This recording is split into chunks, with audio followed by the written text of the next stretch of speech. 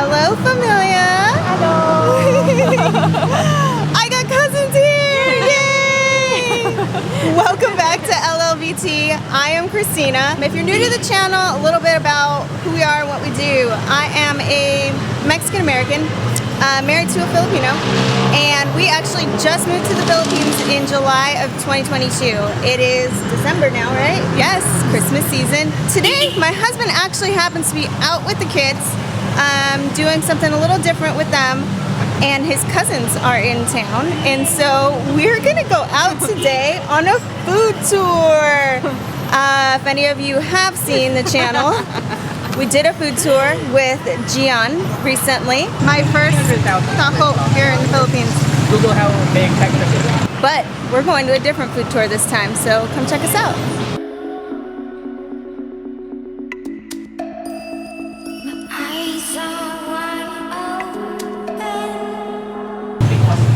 You guessed it. This time we're in Chinatown. Hi boys, say hello.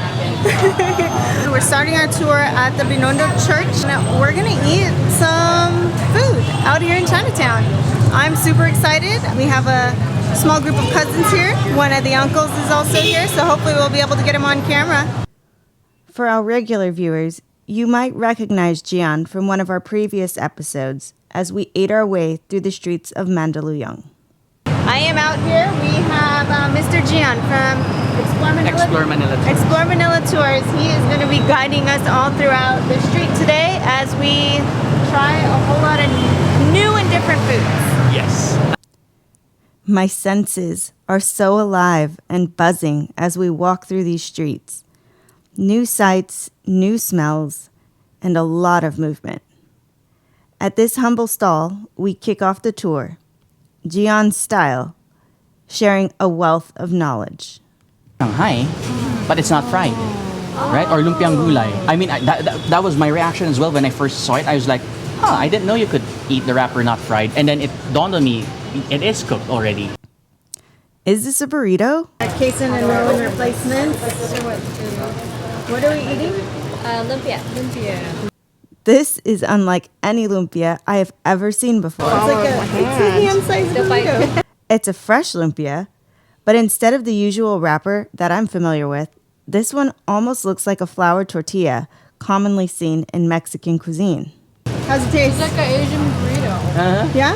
There's like some seaweed on Yeah, it. powdered seaweed. The white little things, those are crispy deep fried noodles. Pretty good. Oh, this is good.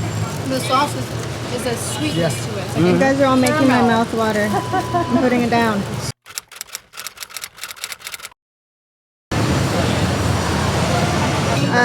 No, let's wait for him. We gotta hear the history of this. I know, we eat it. Tell me, what did you think of that fresh lumpia we had? I think the seaweed was like a really nice texture to it. Like it added a little bit of saltiness and I don't know, it just like put it all together. The sweetness from the sauce is very nostalgic. It's like, since it's part of our culture, it just feels natural to have it. Yeah. Even though it's mostly sugar. It tasted like honey to me. It really did. I didn't taste any soy in there at all. It did, yeah. So, Kuya Gian just showed us this dish. It is called kuchay Kuchay. Next word is A-H, right? Yes. Okay. Kuchay. I cheated because I saw it written down over there. One of my favorite things about it is the crust. It's flaky and light, but it has that nice chew to it. So, dig in, guys, dig in. All right. This little guy right here reminds me of a little pot pie you can hold in your hand. It tastes absolutely incredible. This crust is super flaky. It's very sweet. The filling is like, it's perfect. This would definitely actually be a whole meal for me.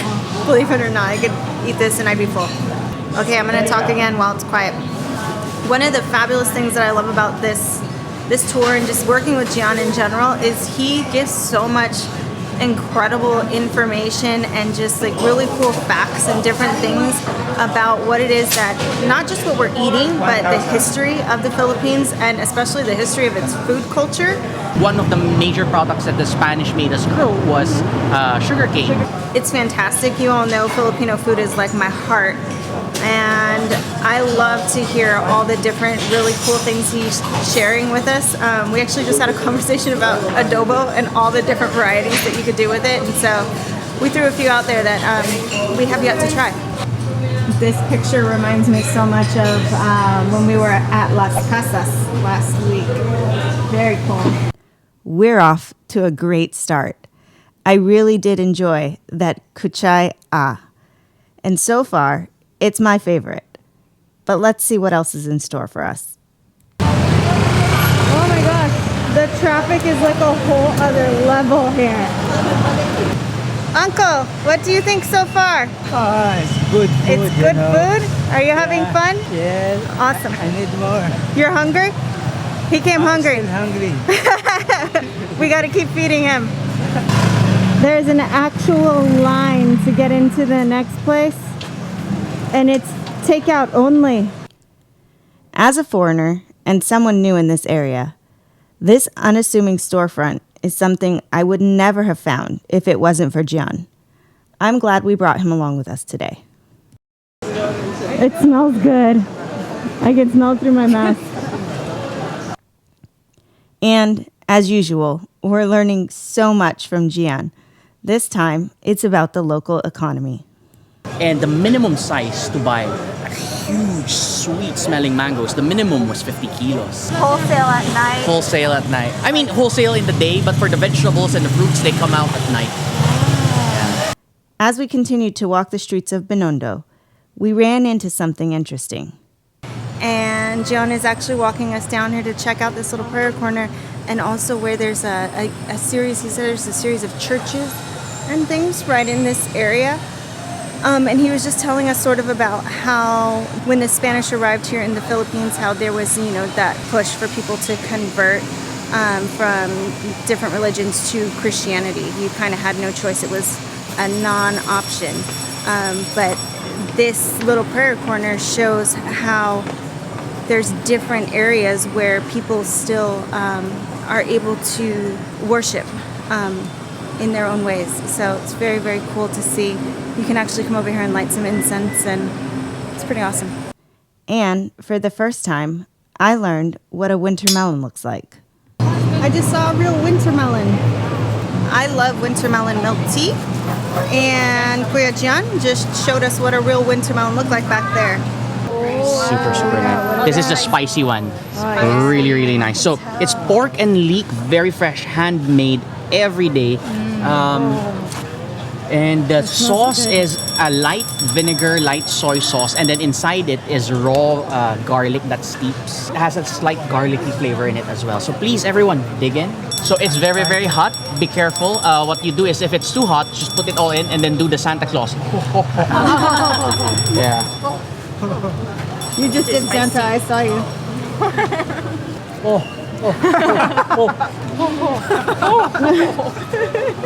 It is December. You are okay to go ho ho ho in public. Nobody will know the wiser. How is it, Kristen?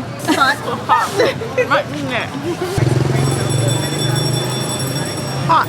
It's so incredibly delicious. John, how much was it for this little box? 200? And there's 12 pieces? No, I thought 15 pieces for 200 pesos. Another meal for me. I'm gonna be so full by the time we leave.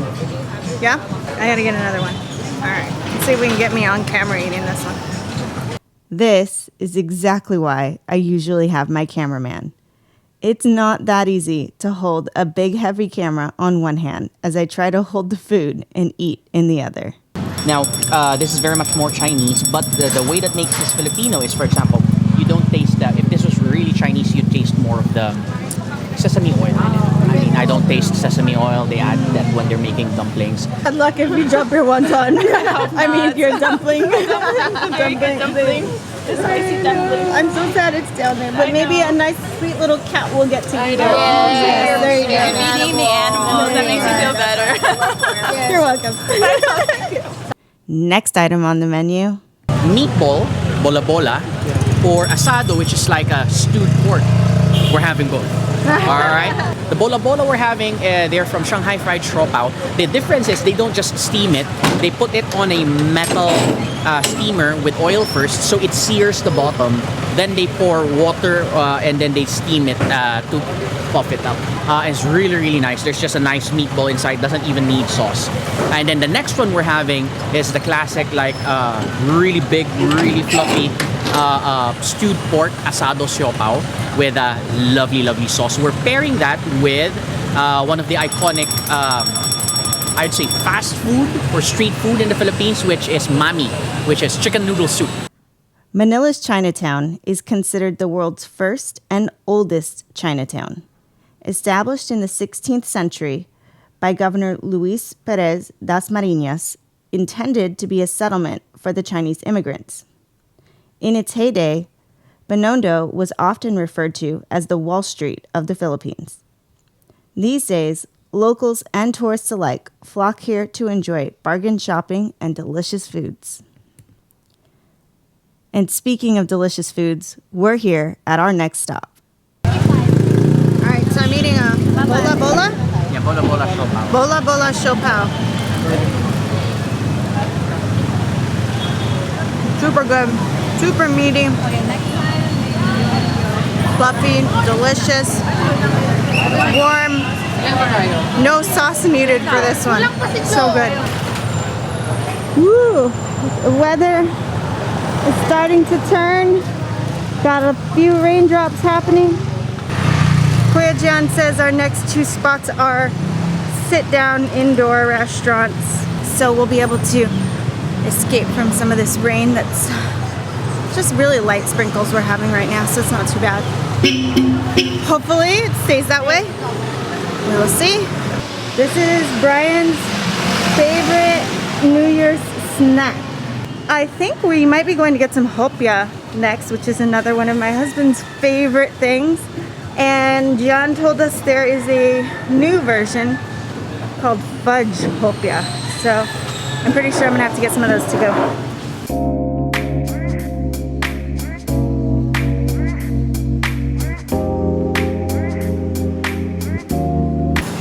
Okay, not hopia next, but chicken mami soup. Mami, mammy? Mommy. Mommy, mommy. Roland's favorite song, Mommy, Mommy, Mommy. He's not singing about soup, he's singing about me. The smell of this broth by itself is so comforting, but the addition of this mysterious brown sauce is bringing it to a whole other level. I want to eat more, but I need to save some space in my tummy. Okay, so when we all walked in here, we were all super hot, sweating, feeling really like, oh, how are we gonna eat a warm bowl of soup right now? And Gian did some Jedi mind tricks on all of us right now, and he told us a story of how, like, think of when you're in a hot place and you drink a hot cup of coffee, and what it does is it warms you up essentially from the inside, and then the outside feels cooler as it's like coming at you. You don't notice how warm the outside is because your inside's burning up. And I think it's working because this warm cup of soup, I'm not hot anymore. Are you hot? Jedi mind tricks. That is a massive siopao. This siopao is different than most as it does not contain any fillers or chunks of fat. Evidence that customers are getting their money's worth. You're on the spot. You get to be tasting right now. All right. Are you ready? Full noodle dishes, both bowls. Here, right? Yeah. It's home food. Right? Yeah. Right? And then I eat the noodles with it. Yeah, noodles and then or sip the soup. Yeah, just go. What you're having now, right, seems quite a lot. That's half. That's half a siopao and that's half a noodle soup. I mean, the full serving is both bowls. What? Oh my god. Yeah, this is half a serving. Are you guys full? So full. And we still have more food to eat. We're not done yet. I know you said hopia, so gotta make room for that. As we walk to our next stop, I make a quick detour and buy a bracelet from one of the vendors. I know I don't need any more, but I love bracelets. That looks like crispy pata right there, huh? I am glistening. So we were hot, and then we went and had soup, and we all kind of cooled down, and then we stepped back outside and started walking, and we're all sweating again. It's warm out here. It's not actually too bad as long as you're catching a breeze, but when you're stuck in between buildings, you definitely, that heat just settles and you can definitely feel it. I know.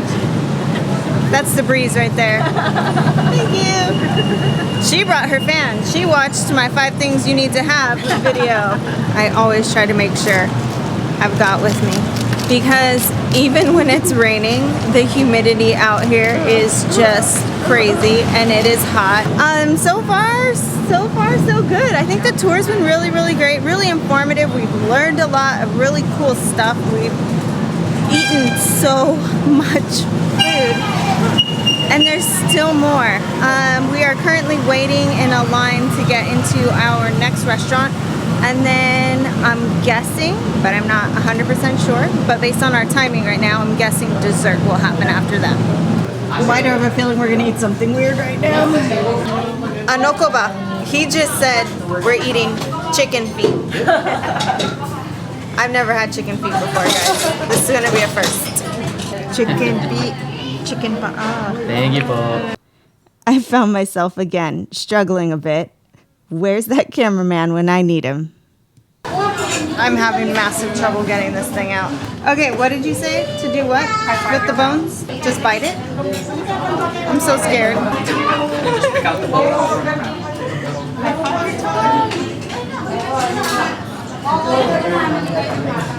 My face says it all. It's tasty. I mean, the sauce is good, but I think it's just the little bones. Feeling those little chicken bones in my mouth. I can eat a chicken leg, but not a chicken foot. That is a perfect example of finger licking good. Literally. I'm always super wary of Chinese sausage. I don't know why. It's just, it doesn't look very appetizing, like in the packaging. So it's like a ground pork and shrimp, like inside a tofu skin wrapper. I certainly had my reservations about eating this next dish, but I'm glad I did. It was delicious. All right, it is starting to get dark. So we started our tour a little later than we were scheduled, not because we're on Filipino time, but because these two got lost in BGC and we had to go find them. Thankfully, Gian was able to accommodate us and he started the tour a little bit later. But it's gonna be kind of fun trying to find a ride back home after dessert, because it is the 5 o'clock hour. We are in one of the busiest parts of Manila, so we will see how long it takes for us to get a grab after dessert. So yeah, I don't go here during Chinese New Year. Those are beautiful. Okay, I'm gonna try my best to tell you a little bit about eating that chicken foot as I'm walking and talking. I don't know, I couldn't do it, honestly. Like I put it in my mouth and I was trying to like bite it, but it had the little bones in its fingers, I guess. And it was really, really hard for me to kind of get past those little bones. Even though I've eaten like a drumstick or a thigh or anything like that that has bones in it, eating it as a chicken foot was a whole different thing. So I couldn't finish it. I tried. I bet you if Kason was with us, he would have totally gone for it. Angry 10. Brian's gonna be jealous, but we'll bring him home. Some hope, yeah. This flagship store in Binondo is massive. They sell an assortment of flavors of hopia, various beverages, and of course, mooncakes. On the second floor, customers can purchase trinkets and merchandise, or sit alongside a golden statue of Buddha himself. When we came here in 2019, we were walking around this store. There was a guy like passing out little samples, and he was leading a tour group like this. I'm gonna go back and find that footage because I would be so surprised if it ends up being you. I feel like we were fated. Yeah, could be. It has the mung beef fillet. You never know how Because small. Brian walked up because he thought it was like free samples, and the guy was like, "No, this is for the tour." Okay, I need to know where to get this. I need to know if they have it, and I need to get me some. Gian has let us know that because of the time of the day and the location that we're at right now, finding a Grab is probably going to be a little bit difficult. And for those of you who may not know, Grab is very similar to like an Uber or a Lyft. That's what I would compare it to in the US. In fact, I think Uber owns the majority of Grab. And so they kind of work on a similar model where you download the app and that's how you book your ride.